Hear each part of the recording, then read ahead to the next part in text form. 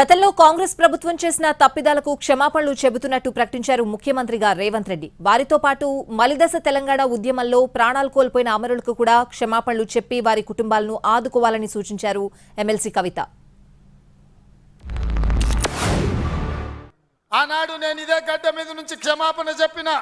ఉమ్మడి రాష్ట్రంలో సమైక్య పాలనలో సీమాంధ్ర పాలకులు తెలంగాణ బిడ్డలను, ఆదివాసీ బిడ్డలను, అడవి బిడ్డలను తుపాకీ తూటాలతో నేలకు వరుగుతుంటే, వాళ్ళ రక్తం చిందుతుంటే నిస్సహాయులమై సమైక్య పాలనలో చేతులు కట్టుకొని కూర్చున్నారు కొందరు.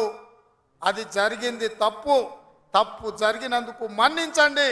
మా ఇందిరమ్మ రాజ్యంలో ఆదివాసీ బిడ్డలను ఆదుకుంటాం. నేను కాంగ్రెస్ పార్టీ చేసిన తప్పిదాలకు క్షమాపణ చెప్తా ఉన్నాను. తెలంగాణ బిడ్డలను కాంగ్రెస్ పార్టీ పొట్టన పెట్టుకుంది. ఆ కుటుంబాలన్నిటి కూడా క్షమాపణ చెప్తా ఉన్నారని కోరినారు. మంచిదే, మంచి పరిణామం. ఇప్పటికన్నా తప్పులు తెలుసుకుంటా ఉన్నారు కాంగ్రెస్ పార్టీ వాళ్ళు. మరి అదే రీతిన మలిదశ తెలంగాణ ఉద్యమంలో బలైపోయినటువంటి అమరవీరులందరికీ కూడా ముఖ్యమంత్రి గారు క్షమాపణ చెప్పాలని ఈ సందర్భంగా నేను డిమాండ్ చేస్తా ఉన్నాను. తెలంగాణ రాష్ట్రానికి సంబంధించి ఏ కార్యక్రమం తీసుకున్నా అమరవీరులకు క్షమాపణ చెప్పడంతో మొదలు పెట్టాలని చెప్పి నేను డిమాండ్ చేస్తా ఉన్నాను.